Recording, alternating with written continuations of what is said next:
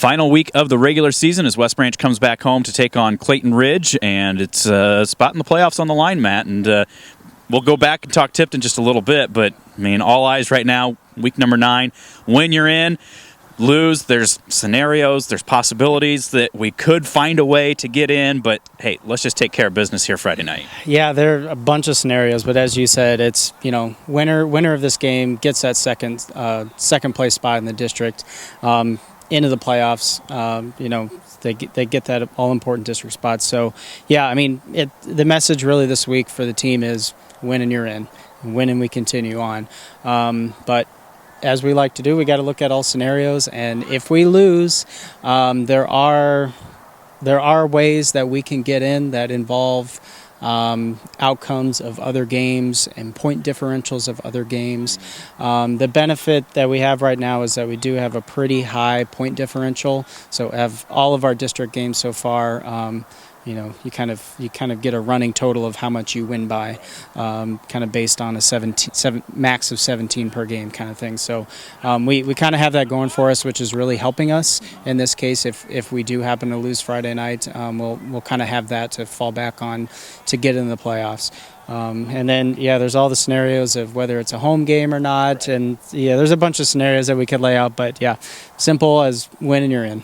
Well, and we wouldn't be in this place if, like we said, after the Bellevue game, basically this team said our backs are against the wall. Yeah. We have to win out to guarantee it. Yeah. They go over to a very good Tipton squad last week and dogfight, 7-7 halftime. They give up 80-yard touchdown to start the second half. All of a sudden you're down 14-7. All of a sudden, something switched, and that team just got so much more emotional, so much more, effective, and went out and really just kind of dominated the second half of the third quarter and most of the fourth quarter, and hopefully we can see that carry over. Yeah, credit to the players and the coaching staff. Halftime at the Tipton game Friday night, I was standing there in the kind of the team huddle, and it was Coach Peterson had some good words to say. Coach Tylee had some good words to say too. And what I really liked about Coach Tylee's message is that he was very calm. He was very positive. He knew exactly what this team needed to do to get going, at least on the offensive side. Coach Peterson, really knew what to do on the defensive end. So, and these players knew it. They knew that they weren't playing their best football, and they really responded that second half. And it really showed, I think, the maturity level of this team, how high it's gotten throughout the course of this season with all the adversity that they've had. They had a good drive going to start that second half, and that was going to be a pivotal drive to get in the end zone and get a lead for the first time of the game. But really the complete opposite happened. Through an interception, Tipton on the very next play, 79-yard run to make it 21-14, and the momentum was, kind of the West Branch sideline, it was just quiet. But they got the ball back, responded with a touchdown of their own, like really nothing had happened, and it's a tie ball game again. And I think at that point they scored 21 answered to end up winning 28-14. So kudos to these players and this coaching staff for making those adjustments at halftime and not getting down and really responding in the second half and doing what they needed to do to really basically keep the season alive. Yeah. Well, and it's a case where may have to see that again here coming up this week. I mean, you look at it, this is Clayton Ridge team coming in, very well balanced, 204.5 yards through the air, 205 yards on the ground. I mean, 1637 to 1642.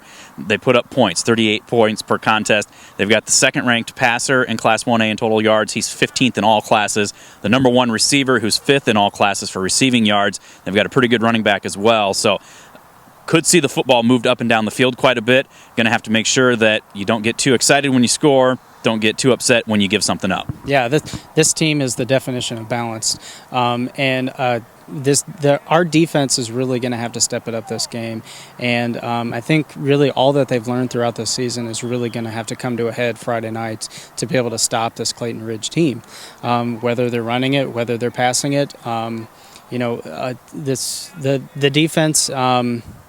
I kind of, you and I talking before this, I almost feel like we're going to have to kind of compare this to, say, the Regina game in the playoff last year, where you're going to have the defense that makes a stop maybe could just be one stop a drive.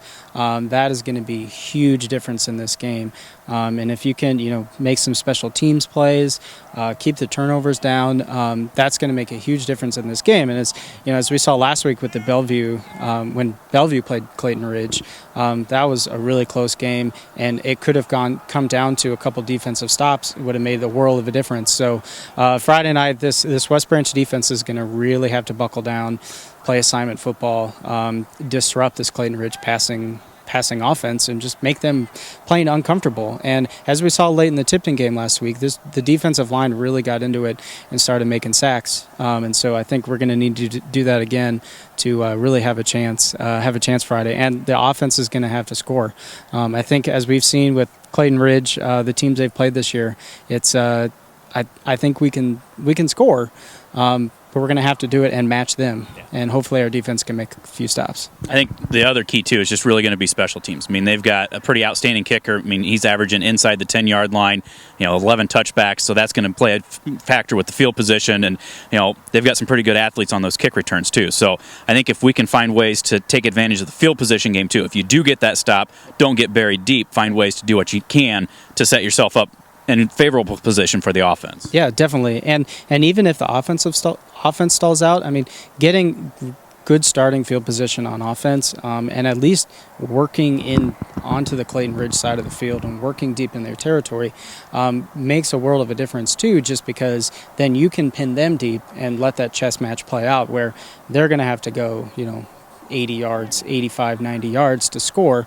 Even if the offense, puts some good drives together, may not score, but if they can at least keep Clayton Ridge, deep enough into their own territory that they're going to have to string together some big drives to score, going to make a big difference. I'm sure Coach Tiley would love to have a couple of those 10-minute drives that, hey, if they don't have the ball, they can't move the ball. So look for maybe some grinded out 4 or 5 yards per carry and just keep moving those chains and take advantage of that clock too. Yeah.